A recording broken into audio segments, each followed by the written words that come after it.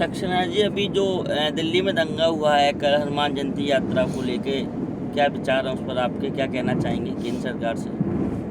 जय श्री राम साथियों, जय चित्रगुप्त।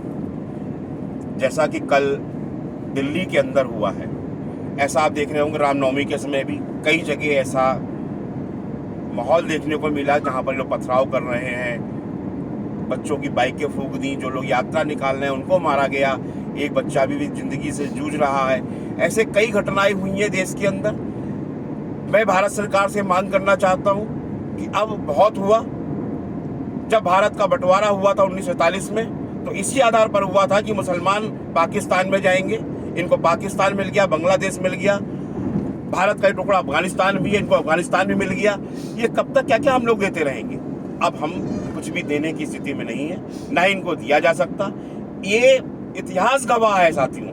हम आपके चैनल के माध्यम से बताना चाहते हैं आपके दर्शकों को कि इतिहास गवाह है।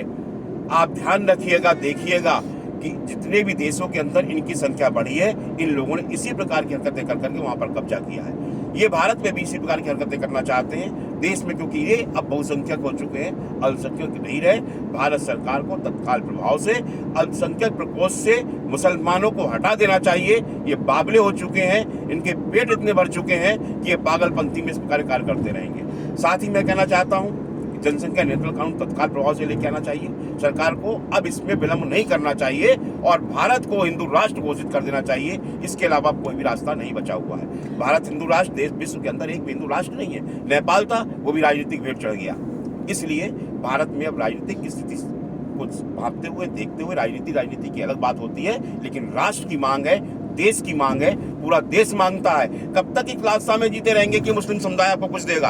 आपने महिलाओं के सम्मान के लिए, मुस्लिम महिलाओं के सम्मान के लिए 3 तलाक समाप्त करी, एक अच्छा कार्य किया। 370 खत्म करा, तो पाकिस्तान वाले जो शोर मचाते थे कश्मीर, उन्हें उनके लिए जवाब मिल चुका। लेकिन अब आपको तत्काल प्रभाव से एक बड़ा जवाब देना होगा।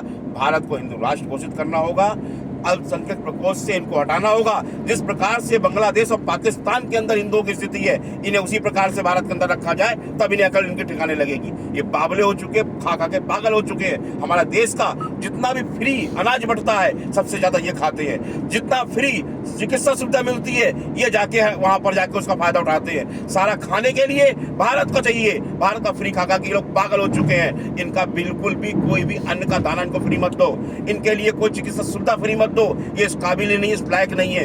इनको वैसे ही रखो जैसे कि पाकिस्तान, बांग्लादेश, अफगानिस्तान में हिंदुओं की स्थिति है, उसी प्रकार से भारत के अंदर मुसलमानों की स्थिति होनी चाहिए। इनको अकल ठिकाने लग जाएगी।